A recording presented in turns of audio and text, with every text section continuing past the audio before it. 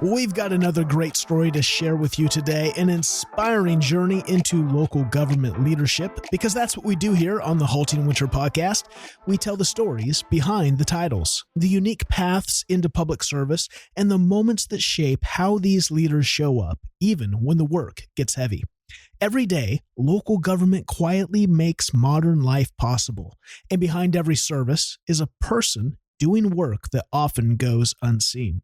This is the HaltingWinter Podcast, and I'm Seth Winterhalter. Every week, I have the pleasure of sitting down with local government leaders from across the country that remind us where government really lives, locally, doing the work that truly matters. This is the work that builds belonging. Before we hear today's conversation, I want to take a moment to thank our sponsors. Tyler Technologies has been exclusively serving the public sector since 1998, partnering with cities and counties to make their work more manageable, more connected, and more effective. From smarter budgeting to artificial intelligence, Tyler equips local governments with software and solutions that help leaders serve with clarity, efficiency, and impact. You can explore a variety of free resources at tylertech.com/winter. That's tylertech.com/winter. And if today's conversation resonates with you, I want to invite you to check out the Municipal Leadership Development Circle. It's a global community of local government leaders who are committed to growing together, supporting one another, and leading well in the middle of municipal pressure. You can learn more about the MLDC at haltingwinter.com/MLDC. That's haltingwinter.com/MLDC. And now, let's turn to today's conversation.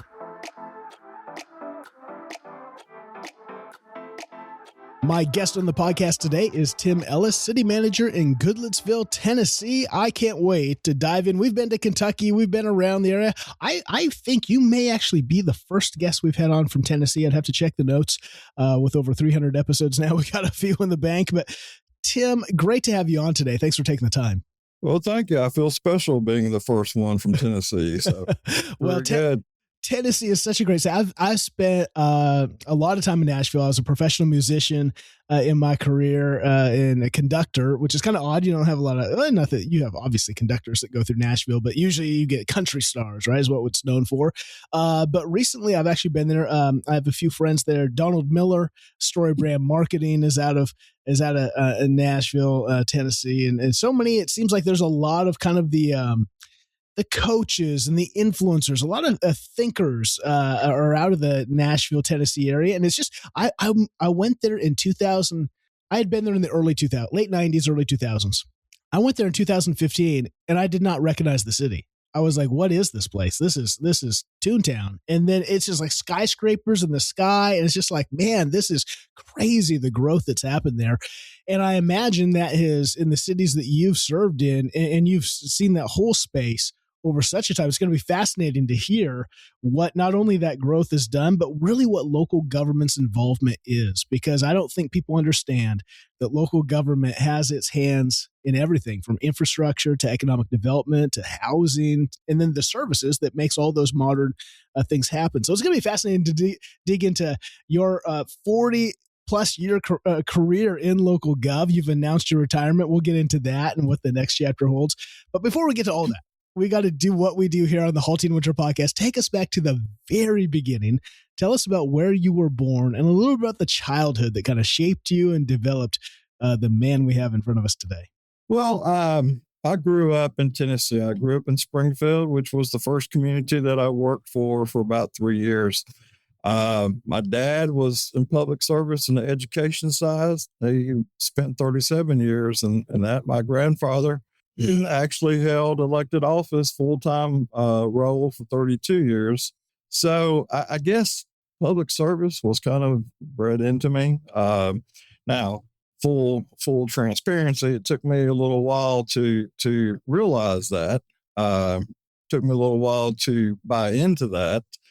And, one of the things that always interested me was athletics, outdoors, and things like that. So that's how I kind of got started on the parks and recreation side of local government back in the day. I think the path through parks is such a powerful way. And it's interesting that handful of people. We've probably, and in fact, recently 5, 6 people who have come into local government through parks, but none of them even knew that parks was connected to really the city, like City Hall. They thought they were getting paid by the park association or something. So it's just very interesting. And then parks is expansive too. You've got maintenance, all that lawn that needs to be, grass that needs to be mowed and upkeep, but you've got umpires and concession stands and all kinds. And that's what's going to be interesting in your career. 3 different cities and 3 different kind of park connections, but you've got cultural arts, tourism. There's all kinds of things that kind of can get thrown into that bucket. And so I can't wait to unpack that. So as you're growing up, you said, you had a grandfather elected. He was an elected official. Were you kind of, was politics on your mind? Were you thinking more, was that ever an avenue, and did you have any awareness of really local government? I had awareness of local government. I had no desire for local government. So it took me a little while to find my way. And once I kind of took that first step, first job, working in first community, started saying, hey, this is kind of real. I could do something to make a difference in my community at that time. And that's just where things went. I mean, you apply yourself as a lifelong learner and you're going to make a difference every day. So you work, you are a recreation supervisor in the city of Springfield, 1986. It seems that's when we start. What happened there? What was Tim thinking he was going to do? What were you? Did you go to college? Did you get a degree in something and there was no jobs? Like what? How did you end up working for the Parks Department of City of Springfield? My degree is in organizational leadership, so it was kind of a broad-based discipline, I guess you'd say. I really got into Parks and Recreation because I started working there part-time. Basically, my dad said, you're getting a job, son. So I was doing some part-time work from there. Full-time position came open, moved into that, and that's really the baseline of where my career started. Because you really wanted to make a difference. And from there, it just kind of took off. I took some chances in my career and they all paid off. So you start working part-time, all of a sudden that turns into a full-time job. And then what was it during? So in kind of the story, you're going to start here in the city of Springfield, which is about 40 minutes north, I think, of Nashville. Now it's about 20,000 people. Your next city is going to be the city of White House, which is now 30 minutes. You're creeping down towards Nashville and a little closer, and you're going to be the director of Parks and Recreation there. What happened at the city of Springfield that told you this? Okay, was it when you went to White House that you knew, okay, I'm going to be in local gov? Like, what? Tell us about what happened. Well, I mean, I was in a role that I'm not going to say I saw limited ability to move up, but it was still a rather small department. Director was probably not looking to retire anytime soon. And man, I rolled the dice, accepted a job as the Parks and Recreation Director, Cultural Arts Director at the City of White House. At the time, had one traffic light, one Hardee's, and they did have a nice 100-acre park at the time. So, yes, I rolled the dice in that career move. Some members of my family thought I had gone totally crazy. My wife stood by me the whole time and said, hey, do what you think is right. So we was able to get in that position, stay there for 15 years, made significant improvements, community center, greenways, youth soccer complex, additions to park facilities, a lot of long-range planning. And right now, I would say it is probably one of the fastest growing cities in the Southeast and in Tennessee for sure. So it's one of the things in light of, again, your story and the timeline, because you've been in local gov for a good chunk of time, and you've been in this unique kind of, it's unique that most people in local gov, especially like what you just said, they see that, oh, there's the space here is limited for, me to rise in the org chart. So you got to kind of look elsewhere. Most people don't stay in a 20-mile radius like you have in these different cities. And so that's really unique because you get to see kind of an area, a really tight kind of pinwheel grow, especially because Nashville has experienced so much growth. And so go back there and talk a little bit about those projects as this city is expanding and what that looks like for Parks. Help us understand a little bit about what Parks does. Again, cultural arts. How in the world is cultural arts in Parks?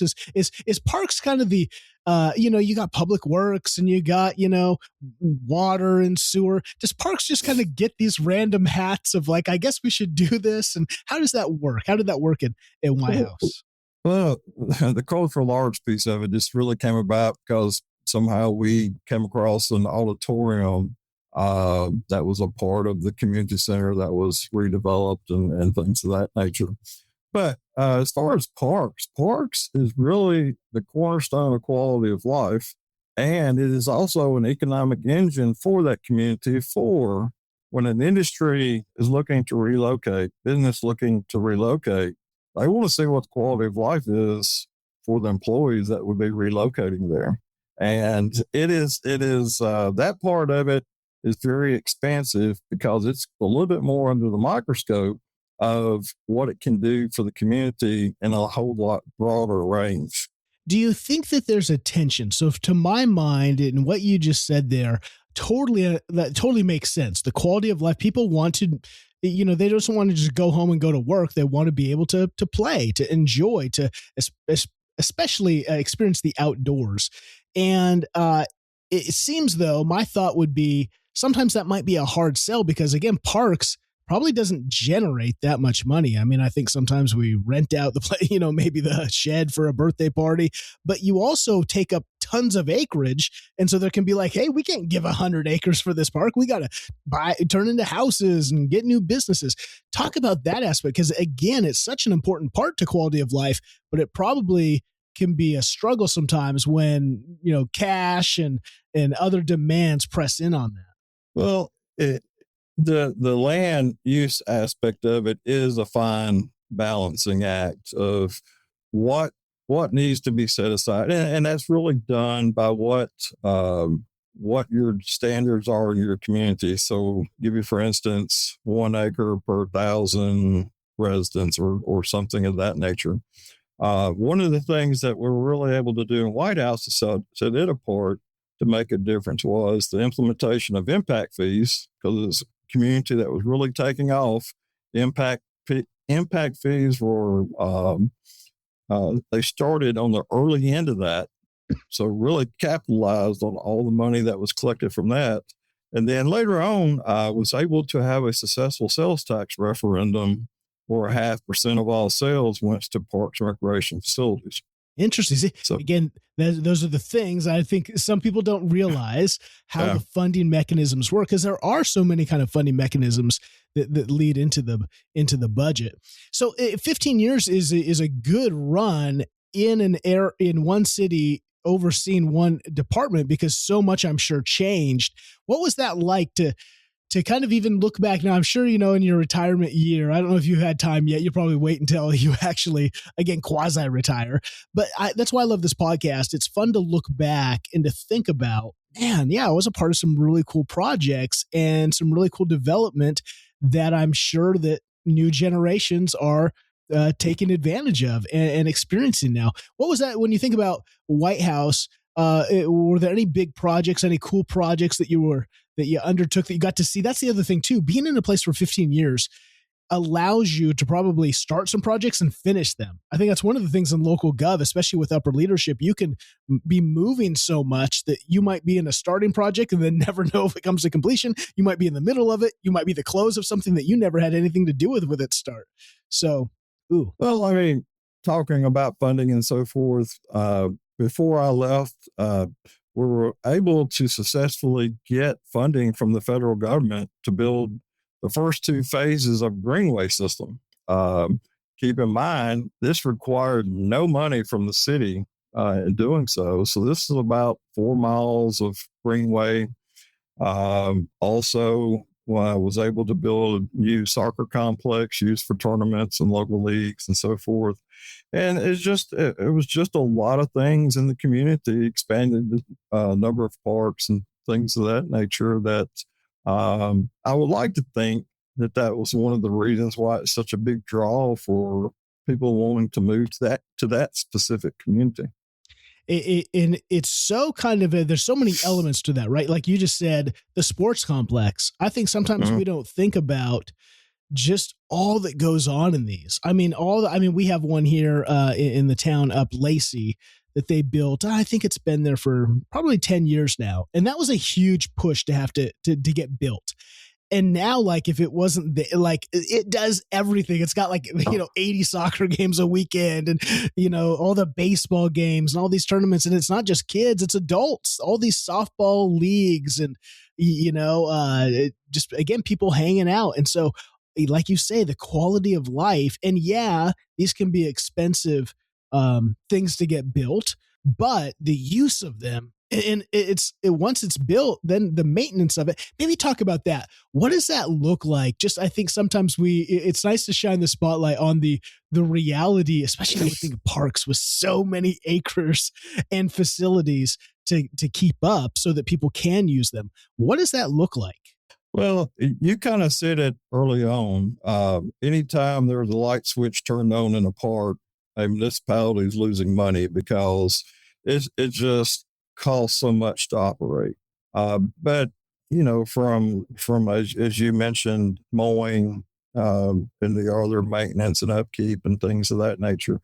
But it's really how you utilize your facilities. If you could take that soccer complex, play 10 tournaments a year, you get people in your community spending nights in your hotel rooms, generating stays. They're going to shop, they're going to eat there. So it is a economic tool for your community. One thing I've learned from hosting hundreds of conversations with local government leaders is this: the challenges never stop changing. So many conversations seem to come back to the same question. How do you keep moving your community forward when there's never enough time, money, people, or certainty? You're always looking for ways to work smarter, make better decisions with limited resources, and prepare for what's coming next, all while still delivering the services your residents count on every day. That is why I'm grateful for partners like Tyler Technologies. Tyler has put together 3 free ebooks specifically for local government leaders that I think are well worth your time. One explores how your team can use AI to eliminate repetitive work and improve your efficiency. Another highlights how cloud technology can help modernize your operations. And the third focuses on how your organization can remain resilient, even when things don't go according to plan. You can download all 3 ebooks for free, along with several other resources, all at tylertech.com/winter. Again, tylertech.com/winter. And if you're going to be attending the NACO annual conference, it's in New Orleans this July, stop by booth number 231 and connect with the Tyler team. They would love to learn more about your community and the unique challenges that you are facing. While you're there, if you'd like to see how AI is being used in an actual government setting, make sure to attend the Technology Innovation Forum. It's featuring Fulton County and Tyler Technologies. You're going to hear how they are putting these tools to work in their day-to-day operations and what they're learning along the way. To learn more about AI that works to make your county or your city government far more efficient, visit tylertech.com/winter. Now, let's get back to the conversation.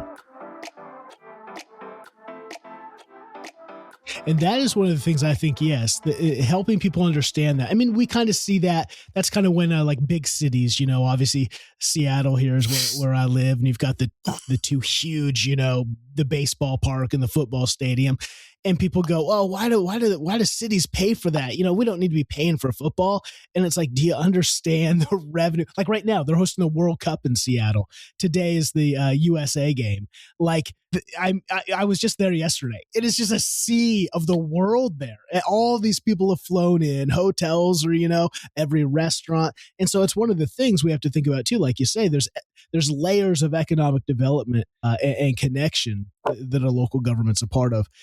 Talk about then, in 2003, I think it is, you head to the city of Goodlettsville. What was that? What was that transition? Because again, you're going to become you go there as a director of parks, recreation, and we're going to add tourism to the list. Yes, sir. What drew you to Goodlettsville? Well, Goodlettsville was a bigger city. It had a very well rounded parks and recreation system, probably extremely well recognized across the state by other municipal governments. So it was a something that was very attractive to me. It was a community that had at the time had a little bit more going for it and things of that nature. So it was just kind of a natural move for me in my professional career, and really has been kind of the cornerstone of the foundation of where I am today. You're going to spend, I think it's like 4 or 5 years in that role, director of parks. Then you become the assistant city manager. Was that an intention on yours, or was that, hey, we're just pulling you in? Well, actually, a little bit of both. I felt like I have done everything that I could in parks and recreation. Built facilities, tournaments, operating. Another thing, when I came to Goodlettsville, that they have several, a few, not several, historic sites that they operate and maintain and keep. That's on the historical registry. So I just felt like it was the next natural progressive step in my career. Mm. And what did that, when you became an assistant city manager, what was that like? Because I think people don't, obviously, I think very few people even know that cities have city managers and assistant city managers, but it is a unique role because a director is so focused on their department and what that's doing. When you become an assistant, usually you take on oversight of multiple departments, and then you're not in the weeds of the department, but you are giving vision and direction. What did it look like specifically for you when you came into that role? What changed in your leadership? What changed in just maybe your understanding of a city? Well, initially, it really picked up more the public services side, public works, stormwater, sewer, that's the only utility that we operate, and maintaining parks and recreation. Director was appointed there, and I just was kind of overseeing those, and kind of a progressive step into community development, the planning, and some other things that just provided oversight to each of those. Was there a time in, let's see, you served as the assistant city manager for 4 years, I think? Yes, sir. Was it clear to you that you were like, man, I think I could do the top job. I think I could become the city manager here. Was there a light bulb moment? Was there a desire moment? Or was it just the city manager retired or went on and they needed someone to fill the seat? What was the story? Well, the more experience I gained in that, the more interest I did have in city management career. I felt like all my experiences over the past 30 years or so had equipped me for the next step. City manager here, who is a great friend, great mentor. Actually, the past 2 city managers here were great friends, great mentors, people I could talk to all the time.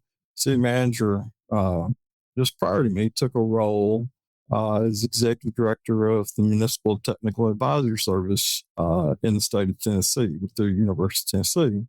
So when with him leaving, 30 days later, I was appointed city manager. So it was, and let me tell you, I thought I was well equipped and I was prepared, and I still do feel like it.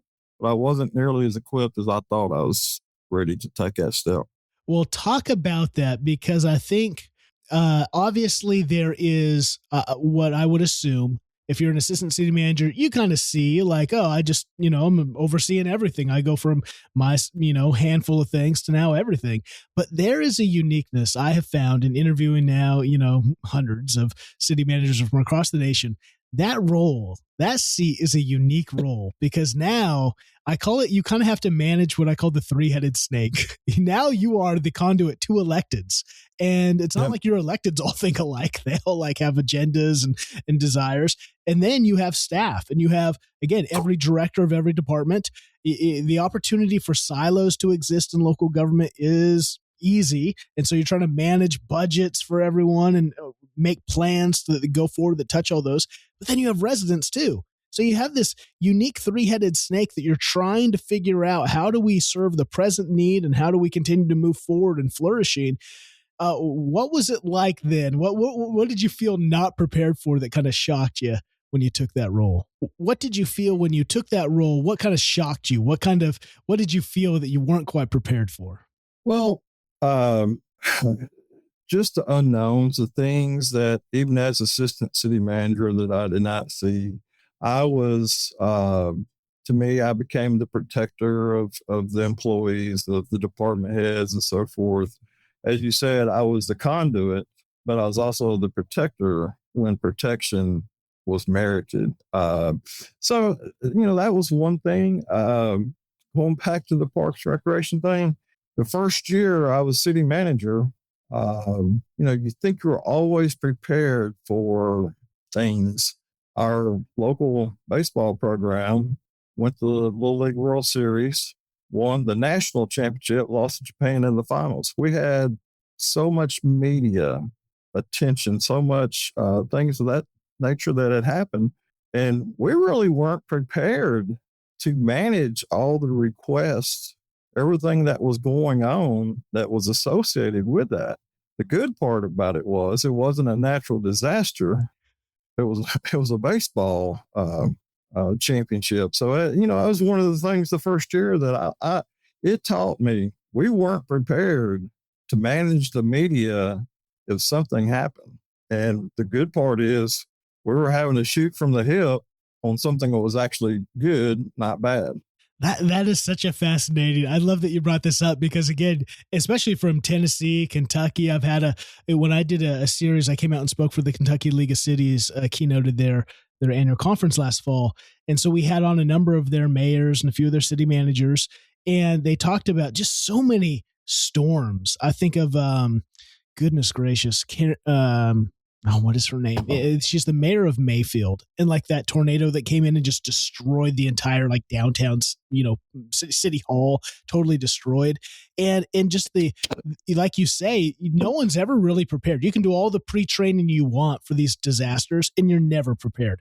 But who thinks about, the weight and the responsibility of a positive, but it still has demand on the staff. It's not like you have extra bandwidth to handle all of a sudden national global exposure. What was that like? That just seems, and that's interesting that put a pressure on local gov. People would probably never connect the dots of a minor league, this little baseball team going and that being connected to the city. As they progressed in the tournaments and so forth, we kind of saw what the possibilities were, but we had no idea how fast it was going to blow up. From the standpoint in the Nashville market, where there's 4 separate news sources, I mean, they were wanting to do something on site every day that the World Series was, occurring in Pennsylvania. But not only that, it was just so many different pieces to it that we realized, hey, if there was a huge chemical spill or this or that, we're not prepared for it. I can tell you today, we are prepared for it. It's such a fascinating, again, like these things that allow us to experience things now. That's a positive. I would imagine, and when these kind of human interest stories happen, we want to know, right? We want to know, Yeah. who that's what I would imagine. People are like, well, what's Goodlettsville? Where are these kids from? What is this town like? What's their childhood like? What's their, and so like you said, did it give, you were over when you were director of parks, it's Parks, Recreation, and Tourism. That sounded like it could be a tourism boost of people like, well, I want to go out here visiting Goodlettsville and seeing what's going on. That was probably the greatest boost to our public image that cost us nothing in regards to municipal funds, because we went from being here neighbor of Nashville to, hey, we're on ESPN, we're on ABC, and it just kept growing, and that's kind of how it took off from there. And like I said, there was a request every day that this was going on. It's so wild. I think about sometimes in local government, it's easy to just kind of do it the way we've always done it. We can, and that's for, some of that is unhealthy. Some of that's just the reality. You got so much to do when you're delivering the essential service, when you're delivering the essential services that make modern life run. Like, it's not like if water's not flowing, if sewer's not working, that people are just going to figure out on their own. Like, these are massive responsibilities, right? When you have something like that happen, sometimes because we can get so busy in the present and even the future projects that we're not looking necessarily for risk or for new opportunities. Did that give, even though it was stress and it was some pressure and you had to deal with it in the moment on a big global stage, did anything come out of that made you aware of, man, here's a cool thing maybe with tourism or with any did that create kind of a planting for any new projects that opened your mind maybe because that unique thing happened? One of the things that did come out of that, partially out of that, is we actually now have our own tourism department. We've always had hotel motel tax that we collected. Tennessee can only expend it for tourist related activities. There's not really a good definition to that, so we define it ourselves. So we created that department to operate our historic sites, which has always been kind of the tourism piece of it, but also to draw those visitors to Goodlettsville. You may be coming to Nashville, but do you want a $200 hotel room in Goodlettsville, or do you want to spend $500 in downtown Nashville?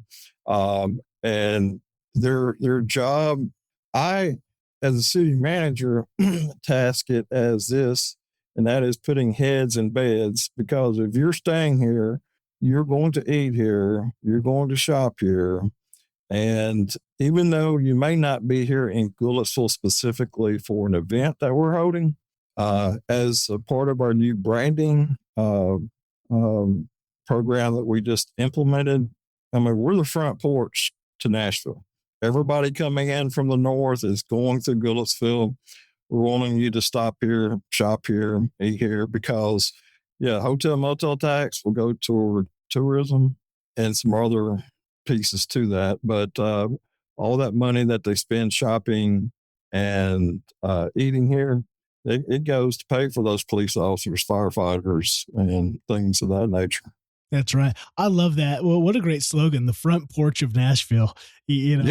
So good. And like you say, that is how you have to think creatively about where you are. You have to lean into your strengths, but you have to also, I think, identify your identity. I think that's one of the issues in local gov. I try to, when I do some speaking on, is to try to help cities go, hey, don't try to be someone else. You be you, and then figure out, like you say, well, we can be the front porch. And the front porch has a specific identity, and it has some specific things you do on your front porch and some things you don't, and that's okay. We don't have to do everything. We can just do the front porch amazing and be known for that. And that's kind of we went through a 6 months, well, actually longer than that, probably about a 8-month period of which we had a consulting firm helping us with our new brand. What are we? What does our community want us to be? But what do others see of us as well? And it has really been eye-opening to me. And it's just another piece of the many puzzles we try to put in place to carry our community forward. And maybe that's what I'll ask you now, because you've been in the city manager seat now for, I think, 22 years. You've been in Goodlettsville for how long? I've been a city manager for 15. I've been with the city of Goodlettsville for 23. Okay, 23 years. So, and in a unique time, because the last, 26 years has been so unique. We came into the 21st century. We obviously had the housing crisis. We've had COVID. We have now AI is just blowing up in the data centers and all this stuff. And Nashville has had its own just dynamic explosion. What does it look like to serve in the city of Goodlettsville? What is maybe is anything? One of the things I'm always fascinated in is sometimes these cities, these places have an identity, or they have a kind of the mill or the lumber industry. They have something that they were kind of the agriculture, dairy farms that they kind of did that has kind of gone away in this new season of life, this new modernity that we're in. What have you seen Goodlettsville have to kind of wrestle with? How do you hold on to the memories of the past and in our past history? But how do we press into who we are now? What has it been like to lead that? What specifically for Goodlettsville? Can you give us a picture of kind of where Goodlettsville is heading now as you hand off the reins? Yeah. So Goodlettsville is very unique for it's in 2 counties. Now, I know there's a lot of communities that's in 2 counties, except for one of those 2 counties is Davidson, which is a metropolitan form of government. I think we're the only city in the United States its county is actually a metropolitan government, that we've retained our identity, our charter, and so forth. So that makes things a little different. But a couple of things about Goodlettsville. 1972, there was a mall that was built here. It was called Rivergate Mall, 1 million square feet. Phenomenal. Talk about an economic engine. It was the economic engine. As in most malls, it runs its life.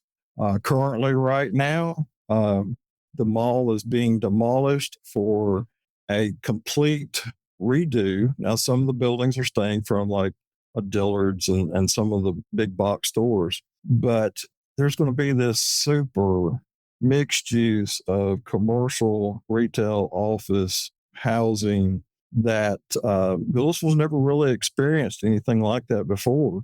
So we're taking something that's kind of ran its course in life that we're in the midst of right now, rebuilding, that is just going to carry us forward. Our Main Street area, which is actually a state highway, we're currently redoing that in a redevelopment phase to make it a little bit more pedestrian friendly and things of that nature. Go ahead. Oh, I love what you said about this mall, because I think about here in Olympia, the city right next to us, Tumwater, has the Olympia Brewery. And so I don't know if you've ever heard Olympia beer, very, global beer brand. That brewery sits on, I don't know how many acres. And it's just, again, it's a brewery. It's the facility is so specifically focused on this massive, brewery. No one else can use that building for it's sat dormant now for the last 26 years. And it's just an eyesore. It's just graffitied out, and it's so expensive. It would be so expensive to demolish just getting that done. And we've had investors come in and have all these ideas, and nothing's ever happened.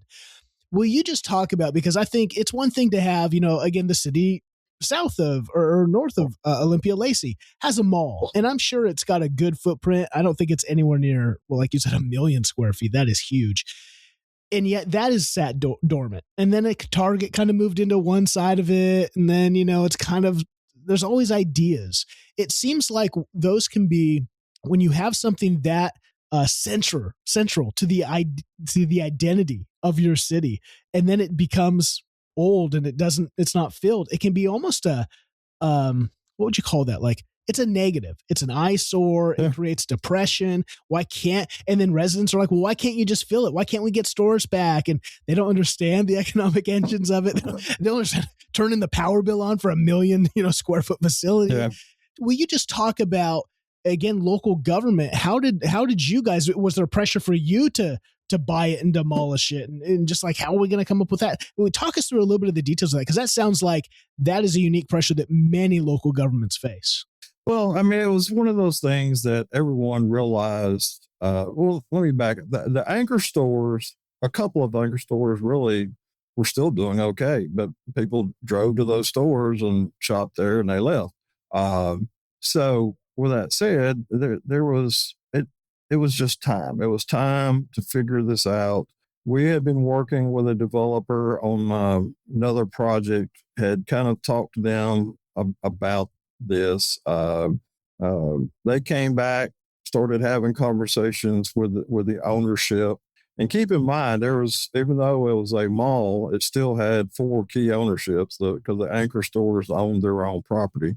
So things started progressing. There was world peace was negotiated and a purchase price, and there were some things that went on in regards to some tax incremental funding between City of Goodlettsville and Davidson County, most of it on Davidson County, in which there is $47 million in TIF funding that will be used for this project. But keep in mind, we're talking about in excess of, $500 million project. So that's kind of a mild investment when you really, really look at things. So it was very touch and go at times. It was there was times in which I wasn't sure if it was going to happen. There was times in which we thought part of it was going to happen because of the sale of property and so forth. But everyone kept their nose down, kept working very hard toward this. Great partnership with the developer. Yes, at the end of the day, it's the developer. They're the ones going to be making the money. But I still view this as a partnership because there was a lot of things that we had done together. And I would say in 5 years, it will be something that people will be talking about across the region. I have this unique pleasure, this unique opportunity to meet with thousands of local government leaders from across the nation every year through conferences and workshops and the podcast. Just these interviews, these conversations are just so insightful. And one of the things I have learned about local government leaders is this: the best leaders are lifelong learners.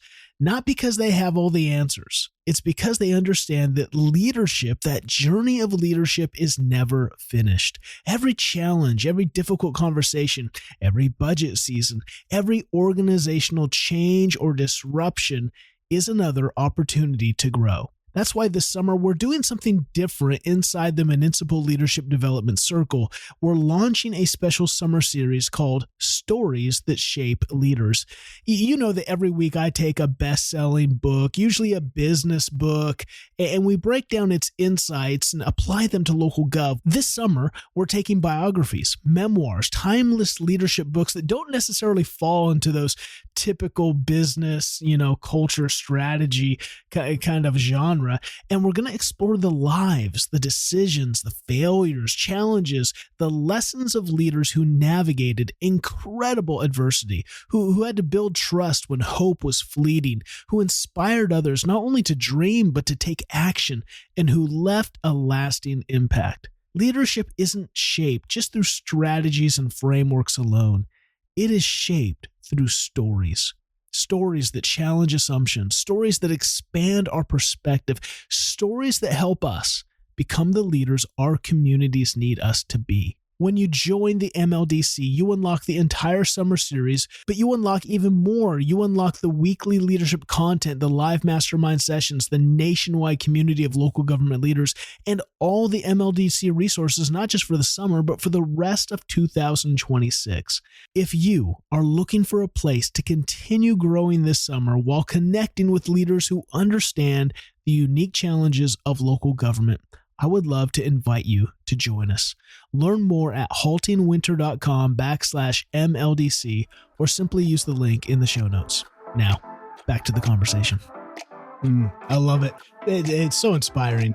Well, because I'm sure there are other city managers who are in, I've had on a few who have talked about opportunities like that did fall apart. And they were just like so crushing for the city manager and the team even to put so much effort in. And that's kind of the reality is it's kind of like professional baseball players. We think these players are so amazing. And it's like, yeah, but their batting average is like, 300 is an amazing batting average. That means that two out of three times you strike out. And so what are some of the keys, do you think, in a perseverance mindset, in whatever it takes to be your role as a city manager and lead things forward without getting so overwhelmed by the failures the failures that happen along the way? Because I'm sure there were many failures, like you said, that weren't catastrophic. It still is getting done, but there were hiccups. There were times in the dark night of the soul. Tell us about how do you do that effectively as a city manager? Well, you just can't give up. And this project itself probably had 2 solid failures before we had one that really got off the ground. There's a lot of different reasons for that, but the thing about it, you have to take a step back. You got to pause and, think it through. What could I have done differently? Or what could they have done differently? But you can't stop. If you stop, it's kind of like when I talked about earlier about being a lifelong learner and applying that to your everyday life. If you stop trying to learn, you're not going to move forward. And if you stop trying to make a project like this work, it's not going to go anywhere because if a developer don't see it, investors don't see it, they will find someone else that has far more interest in it. As you now look back at not only 22 years in that role in one city, but also or 11 years in the city manager role, right? Is it 11? No, how many years have you been the city manager? 15 years. 15 years. 15 years in a city manager role, which again, I think that's 3 times the national average. I think the national average, in that role is 4 to 5 years. So you've been in this role. How have you seen, either working in local government or specifically as a city manager, how has that changed over the last 15 years? It seems like some of the stuff you deal with now is just not, no one's getting this out of their MPA. No one's even, it's just a whole new world after COVID with virtual and with incivility. Tell us about what you see in that seat. One of the things that, and I guess I view this differently because I watched my grandfather, I watched my father, and then I watched myself over 40 years. The civility in the world today really has changed things. I told you about, the mall thing about you can't give up, can't get up, even if you have a setback. There's only so much sometimes that you can really take from a civility standpoint and comments that are made and things. And when I say comments that are made, if they're well-founded, comments are deserved. The problem that I see today is with the onset of social media, just human nature as a whole. It's just like anything and everything is open target. And I've been blessed. Don't get me wrong. But I see some of the struggles that my fellow city managers go through. And it's just not fair. It's not right to them. It's not right to their families. Like I said, I've been blessed. But I would say between civility and local governments kind of being under attack by state and federal government somewhere. When I say under attack, I don't mean literal attack, but there's so many bills each legislative session that's trying to limit the authority that local governments have, that the people of the community have voted, 5, 6, 7 people to be in that elected position to make those decisions, not somewhere further up. Such an interesting time, like you say, where first it seems, I'll just say, it seems like there's a lot of people that needed their mouth washed out with soap. Like if we could just do that on social media and be like, I think you need to take a time out, your anonymous account. But like you say, I love what you said about, it's not just that we're saying things and it's affecting the very people who are who are in this for public service, for public good, it affects their families. And I think it's not just it affects their families because then, like I felt this. Maybe that's why I have such a connection, I think, with city managers and local government leaders. I think there's a very direct connection to the life of a pastor. And I was a pastor for over a decade. And I saw over that decade, especially going through the pandemic, there just seems to be a lack of respect anymore for people. And that's what I think is so hard when, for those of us who serve, you're just like, man, I'm here just, giving hours and grinding and caring for people. And people only want to see what they don't like. And then they make judgments out of that. And they make some pretty, damning statements. And then it feels like if you're a public person, it feels like you never want to go out in public. I'm one of the biggest extroverts ever. I love being around people.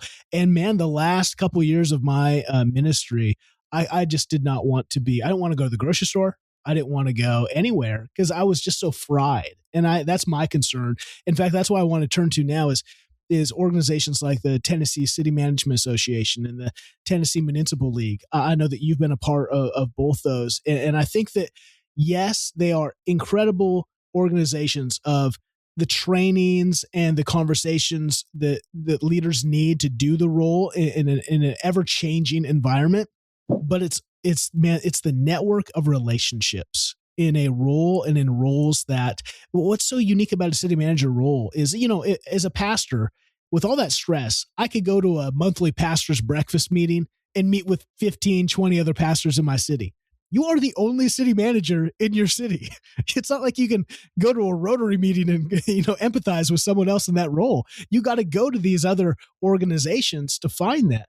Talk about just what the TCMA and the TML, what organizations like that have done for you in your career. Well, TCMA, truly all city managers, assistant city managers. And I can tell you, if I had an issue here, and it was a public issue that, everybody had heard about and so forth, I would guarantee you, I would have at least 15 emails or 15 phone calls that first day, just words of support, what can I do to help you? Just let me know type thing. That is what TCMA is to me. Yeah, I go, I learn, I got to get my hours for my credential manager thing through ICMA. But knowing I have, someone has my back from the profession, it's worth $1 million. And the reason why I say it that way is, as I said, kind of in my opening, one of the things that I do is carry out the policy of the board. But the other part of it is I'm that conduit and the protector of our employees. And there's so much stuff that happens that even it may be something that affects an employee, they never know anything about it. So there is a part of that where you keep so much within you for a lot of different reasons that sometimes having that cohort of city managers talk about, and I do the same. If I find out somebody's having a problem, I try to give them a call, offer, take them lunch, do whatever we can. And that's one of the things that's really gotten me through 15 years. And one of the reasons why I kind of want to stay associated with local government. So we'll talk about, I have probably the most requested keynote that I give across the nation is called Balance is BS. How do you thrive in the tension of municipal life and leadership? Because it is a unique world when you work for the people and you live, the neighbors or the people you serve. And what does it look like? How did it look like for Tim to, in a role that doesn't shut off, in a job that's got a lot of evenings, a lot of weekends, it doesn't really have really healthy boundaries, probably, especially if you're passionate about the mission, you can say yes to that, just overwhelmingly yes to all kinds of things. How did you create some boundaries? How did you dance the dance of making sure that Tim's personal life, Tim's relational life had some health in it as well, so you brought your best? Sometimes you just have to make the time. And you are right. I mean, you sign up for this, it is 24/7. could never repay my family enough for what they have, for the sacrifice that they have given for me to be away when it requires 3 nights a week, weekend sometimes. I come to the office every Sunday night, work for about 3 hours because I can do more in 3 hours with no one here than I can the other 5 days a week. But how you create that balance, it's really tough because it's really tough on what is happening in your community, what is, taking your time. A lot of that is on me because I probably could have done some things differently to create it that would have created a better balance. But I will tell anyone that's coming into the profession, figure out those boundaries on the front end. Don't get 14 years down the road and realize I should have created some boundaries that would have permitted a little bit more time and things of that nature. You just mentioned it. If you could tell, if we could get a megaphone and we could encourage young people to strongly consider local government as the place to plant a flag for their career, I think we need the best of the best, who are passionate about community, who are passionate about people, who are passionate about the mission to make cities and communities flourish. And so what would you say to encourage them to even have, to even consider working in local gov? And what do you think are some of the traits that have served you best in this unique career sector? Well, one is get connected with the public sector first. I would encourage anyone to take a part-time job in a parks department, take a internship with a city during the summer.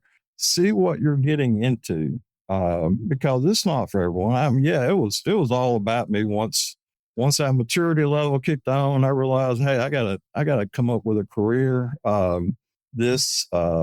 But that's one part. The other part is surround yourself with great mentors, and tell them you consider them your mentor. Okay.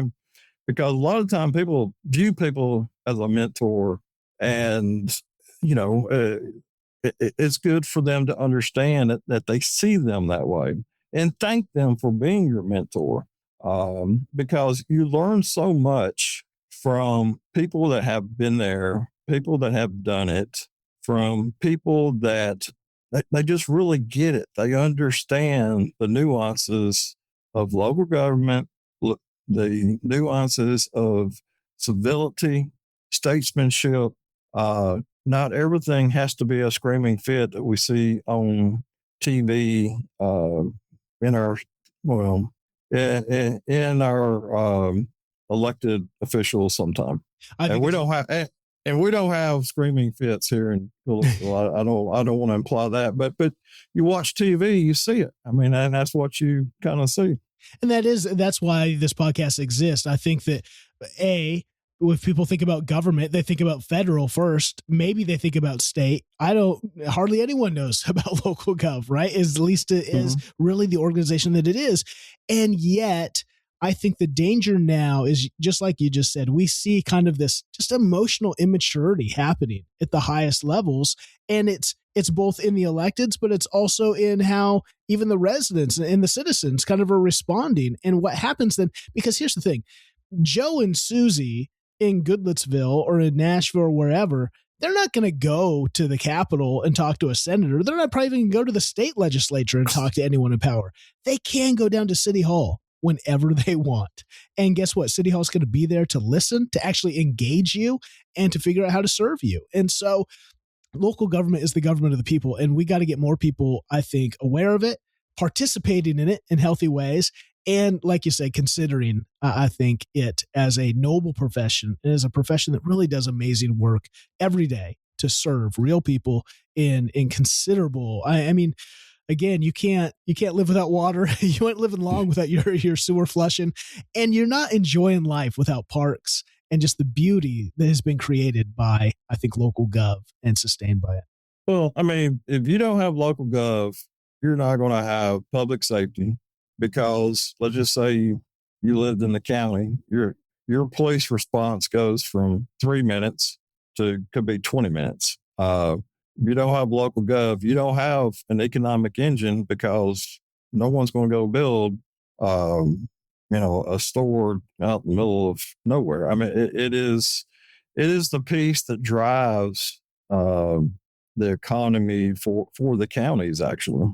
Mm-hmm. That's such a great point. And I've talked about that too in counties. We had some county people on, and again, people don't understand like counties. Oh, I don't use, or even local. Well, I don't use the library. So I don't, why am I paying taxes? But it's like, but you know who does? Like some people that you're neighbors with, and some people that have real needs or that have real joy in that. And it's just like, not everyone might use a park, but I'm glad it's there. I'm glad it's creating a functional society. Same with judges and police, like, oh, well, I don't use the police, but if you did, it's there, and it's helping make order and a civilization we can live in. And so it's not just the firsthand, am I using this? It's what it's doing to build a actual community and a thriving place. Yes, it is. Yeah. So good. Oh, there's so many things. Tell us about you announced your retirement the end of September, I think it is. Tell us about what's next on the chapter for Tim. I don't think you don't appear to be done yet. Now, I'm not sure I will ever totally retire. I will maybe slow down a little bit, but I'm not prepared to slow down right now. August 16th of this year, I actually will have 40 years in local government. So I just knew it was time, and opportunity presented itself with Sumter Local Government Consulting out of Atlanta area. And it's something that kind of always wanted to do. And I will become executive vice president there in October, and looking for that next chapter. And what I like about it the most, it's not like I'm changing gears totally. I get to work with local governments, primarily in the Southeast, maybe some in the Midwest, and I am really looking forward to it. But my goal right now is between now and October 1st is to make this transition as smooth as possible. They have appointed my assistant city manager as of last Thursday, which is what I encouraged, but also stay hands off enough for them to make that decision. But we're working through kind of a transition plan there, and looking forward to the next chapter. Looking forward to maybe not being gone 3 nights a week and having to work, weekends and stuff. I know I still have to be gone, so I might have to travel a little bit more. But hey, I'm looking forward to it. It's gonna be a cool new season and still impacting local gov. I love what you just said, that there's a transition period. I think that's one of the things in local gov that just does not happen very often is thought out good transitions, especially from in the city manager role. Usually those are more dynamic and a bit of chaos. Kevin Phelps just transitioned, retired out of Glendale, Arizona. I thought that transition process was, a model of representation. It sounds like yours is as well. It's so cool to be able to pass the torch, especially like when you just mentioned this huge project, and both for the sake of the city to continue to move forward with all that work that's been done, but also I'm sure it feels good for you to know that the things that you've invested your life in, they're not just projects. They're not just, widgets and things Amazon is shipping out. These are people's lives. These are the projects that continue human flourishing. And to know that you feel good, that's going to continue, that the trajectory is going to continue when you leave, there's got to be a weight of satisfaction in that, in a healthy transition process. It is. And I'm glad things have worked out like they have. I had given 5 months notice in case they wanted to go a different direction. But this makes it even better because now we can truly work toward a transition, not just a recruitment type thing. So I'm excited. Like I said, I can tell you my wife is excited. So even though we both will be working from home a little bit more than we have ever before. So we have to get used to that. But it's all good. God has blessed me in ways just unimaginable. I love it. What a great story, Tim. A life that is, again, I just love, the way life weaves and works. And like you said, from a part-time parks job to the city manager for a 15-year stint as a city manager in one location, to be able to especially work through a cities, it sounds like, from a World Series to a 1 million square foot shopping mall that had to really change itself and to think out of the box for its new future. What a cool story. What a cool life. Thanks for sharing your leadership insights and your journey with us today. Not a problem. I really appreciate you all asking. The stories we share here on the HaltingWinter Podcast remind us where government really lives, locally, right here in our cities, our counties, the communities that shape our everyday life. If today's conversation resonated with you, please subscribe and share the episode to help these stories reach others. I'm Seth Winterhalter. You can find me at haltingwinter.com. Until next time, thanks for listening.